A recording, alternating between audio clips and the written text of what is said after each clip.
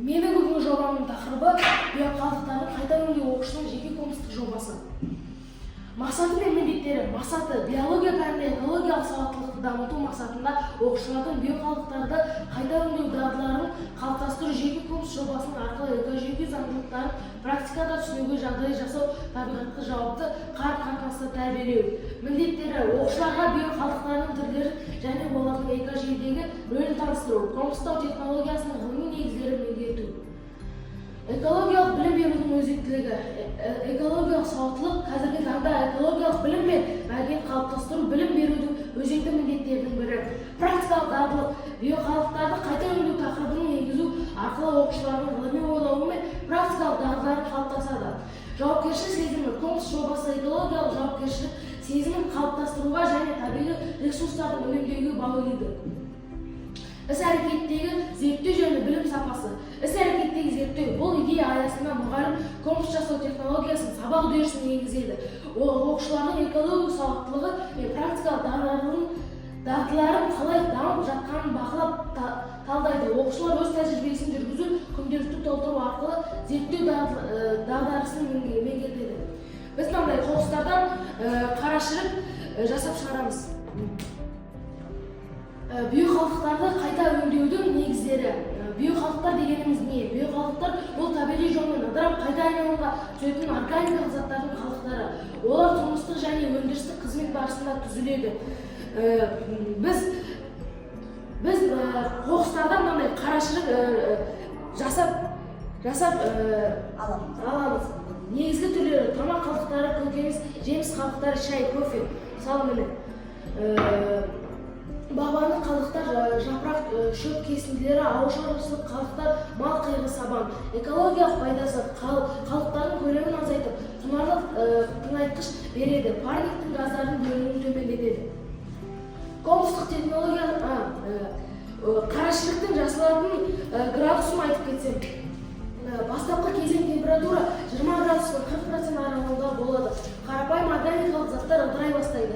Негізгі кезең температура 50 градустан 70 градусқа дейін көтеріледі. Патогендер жойылады, күрделі қосылыстар ыдырайды. Салқындау кезеңі: ыдырау баяулайды, пайдалы гумустық қосылыстар түзіледі. Пісіп жетілу кезеңі: дайын гумус тұрақтанып, топырақ енгізуге жарамды. Біздің мектепте осындай ақшадан жасалған компост бар. Бұлар бізде жапырақтан түзілген қара шірік бар.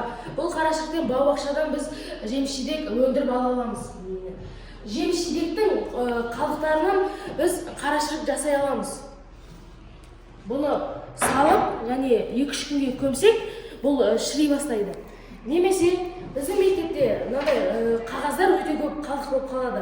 Сондықтан бұны біз егер бұлда жыртып майылап салатын болсақ, бұлда шіріп, келесі біз асханадан оқушылардың қалдықтардан тағы қарашірік жасауы қалай жасайтынын көрсетеміз. Бұл біздің мектебіміздің асханасы. Бұл біздің аспазшымыз. Бұл аспазшыдан оқушылардан қалған қалдықтардан осы жәшігіне саламыз. Бұл қоқыстардан біз қарашірік жасап шығарамыз. Біз мына жерге бұзылған тамақтар немесе қоқыстарды саламыз. Мына жерде бізде салафандардан біз қарашірікті жасап шығара алмаймыз. Бұл жерге кейде біз қарашірік жасай алатын қағаздарды саламыз. Біз мынандай қарашіріктің төгу арқылы мынандай әдемі гүлдердің, хош иісті гүлдерді өсіреміз.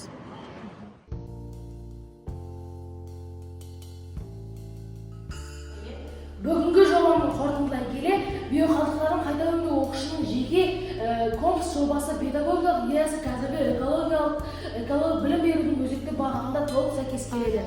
Бүгінгі таңда оқушылардың табиғатқа жауапты қорғауға, қалдықтарды саналы түрде басқаруға және ресурстарды үнемдеуге үйретеді.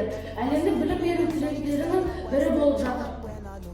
Жобаны жүзеге асыру барысында оқушылар тек теориялық біліммен шектелмей, практикалық әрекет арқылы экологиялық сауаттылықтарын дамытты.